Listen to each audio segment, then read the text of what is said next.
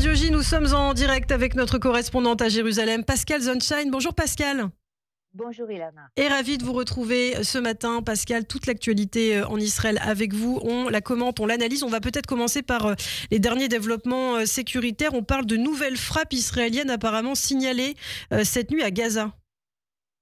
Oui, Israël, enfin Tsahal plus exactement, poursuit ses opérations ponctuelles à Gaza. On sait qu'on ne parle toujours pas évidemment d'offensive terrestre massive, le dernier degré de la pression militaire qu'Israël a décidé d'exercer sur le Hamas pour le contraindre à reprendre les négociations et à libérer les otages.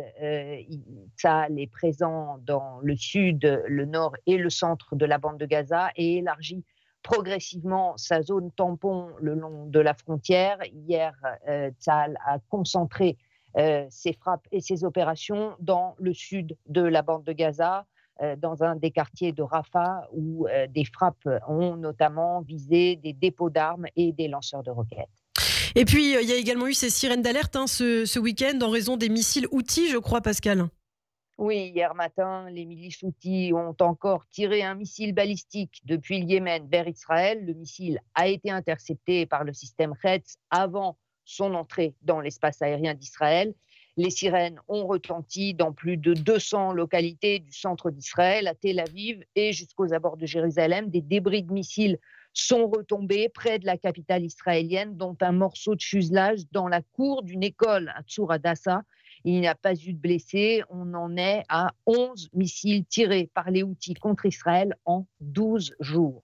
Et pour rester sur le terrain, sur le front nord, on a appris que les autorités libanaises avaient arrêté plusieurs terroristes qui avaient lancé des roquettes apparemment contre Israël.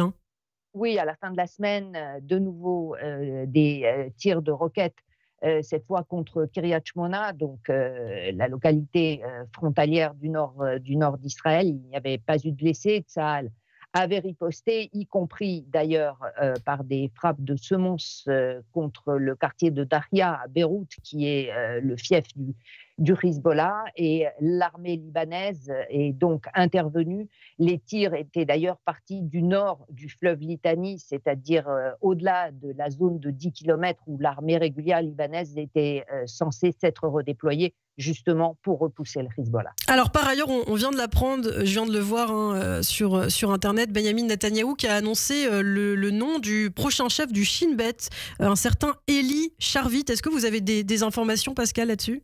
Oui, alors donc Eli Sharvit, l'amiral de réserve Eli Sharvit, qui est un ancien commandant de la marine de Tsahal, va donc succéder à Ronen Bar à la direction du Shin Bet. C'est donc ce qu'a décidé le Premier ministre israélien. On sait que Ronen Bar, donc, qui a été révoqué sur décision du gouvernement, doit terminer ses fonctions le 10 avril.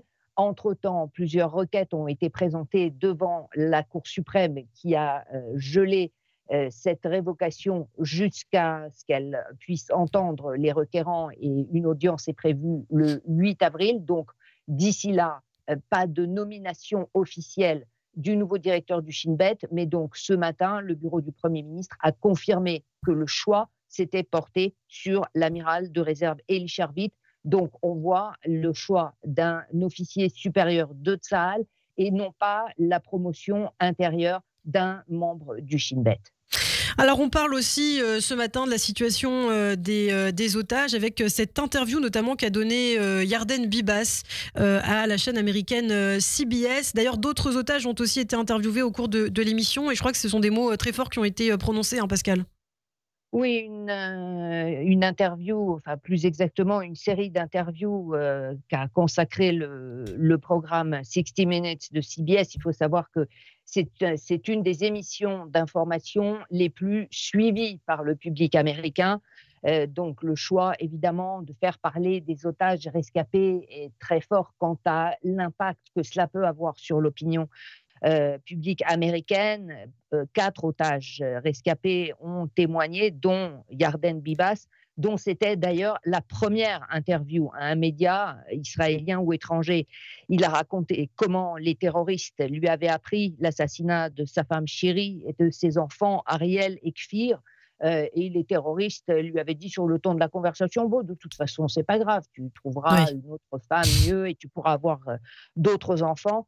Et Yarden Bibas a dit que s'il était libre aujourd'hui, c'était seulement grâce au président Trump. Il faut qu'il aide à libérer tous les otages et mettre fin à la guerre, a déclaré Yarden Bibas, qui est donc convaincu que le président des États-Unis est en mesure, a le pouvoir d'arriver à mettre un terme à la guerre de Gaza. Donc, Mm. ces interviews, celles aussi d'ailleurs de Keith Segal et de son épouse et de Tal Shoham, ont été diffusées cette nuit par la chaîne CBS. Tout à fait. Tal Shom, d'ailleurs, qui a raconté les sévices subis par le Hamas, notamment le fait qu'il a été forcé de regarder, je crois, des agressions. C'est Keith Ouais. Segal, Keith Segal, oui. qui a raconté qu'il a été obligé d'assister à des tortures et à des agressions sexuelles sur une otage. Oui. Donc évidemment, des témoignages absolument insoutenables. Et alors, du point de vue des négociations en cours pour un cessez-le-feu, pour la libération des otages, Ron Dermer apparemment va rencontrer d'ailleurs une famille d'otages, parce que je crois qu'une lettre a été justement adressée à Ron Dermer, le forum des familles des otages qui s'est directement adressé à lui. Hein. Pascal, est-ce que vous m'entendez? Ah, on a eu une petite coupure avec notre correspondante à Jérusalem. Mais effectivement, c'est ce que je disais dans le journal. On va essayer de retrouver Pascal pour notre dernière minute d'information. Les familles d'otages qui ont exigé de rencontrer Ron Dermer, qui coordonne donc ces négociations, des familles